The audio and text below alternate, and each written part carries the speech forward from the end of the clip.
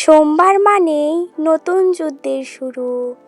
সকাল থেকে সবারই দৌড়াদৌড়ি, ব্যস্ত।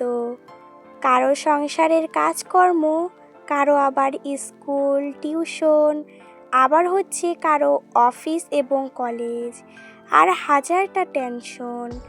আর আজকের এই ব্যস্ত সোমবারটাই তোমাদের সাথে শেয়ার করতে চলে এসেছি। চলো দেখি দিনের শেষে কতটা সামলাতে পারি এই Monday middle lifestyle. Hello everyone, আসসালামু আলাইকুম সবাইকে। কেমন আছো সবাই? আশা করছি তোমরা যারা যেখানে আছো অনেক অনেক ভালো আছো, সুস্থ আছো। আমিও তোমাদের দোয়া এবং আশীর্বাদে আল্লাহর রহমতে আমি অনেক ভালো আছি। চলে আসলাম নতুন একটা ভিডিও নিয়ে।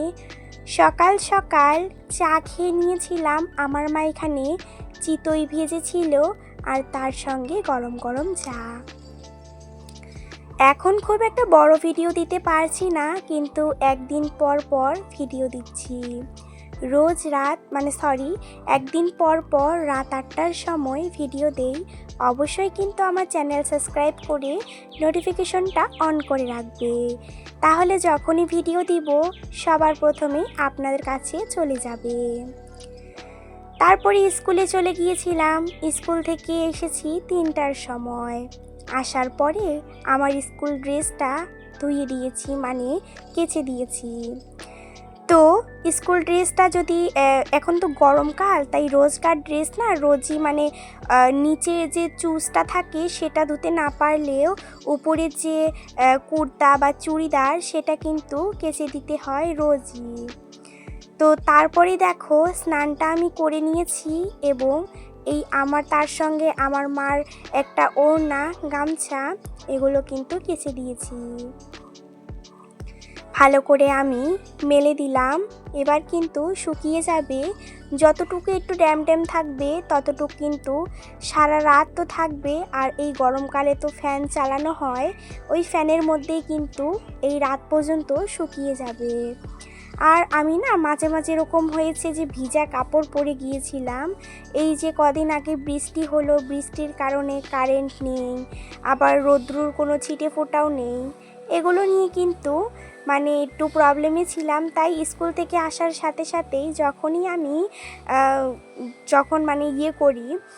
স্নান করি তখনই কিন্তু আমি তখনই স্কুল থেকে আসার সাথে সাথেই আমি স্নান করে নেওয়ার চেষ্টা করি এবং আমার নিচের জামাটা নিজেই কাচার অনেক চেষ্টা করি।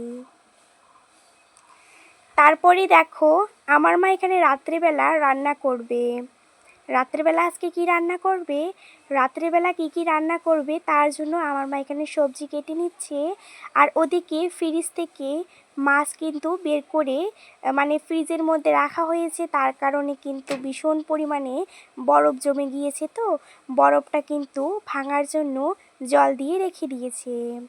আর আমাদের গাছের বেগুন আপনারা তো জানেন, আমাদের ঘরের সামনেই যে বেগুন গাছ, ওখানে কিন্তু 12টা মাস একেবারেই বেগুন ধরে থাকে। আর এই যে বেগুনগুলো ভীষণই বড় বড় হয়েছে, এগুলো কিন্তু আমাদের গাছের বেগুন। তো বেগুনগুলো কিন্তু এবার সুন্দর করে কিন্তু পাট ভাজা করবে, তার জন্যই বেগুনের গার উপরে কিন্তু একটু কৌচি নিচ্ছে। আর অনেক একটা ইন্টারেস্টিং ভিডিও আসতে চলেছে, অবশ্যই কিন্তু আমার সঙ্গে থাকবেন, তাহলে কিন্তু দেখতে পাবেন। পরের দিন কিন্তু শেয়ার করব আমাদের দাদুর বাড়ি। তো বন্ধুরা দেখো সুন্দর করে আমার মা বেগুনগুলো কেটে নিল। এবার পেঁয়াজগুলো সমস্ত কিছু ভালো করে কেটে নেবে।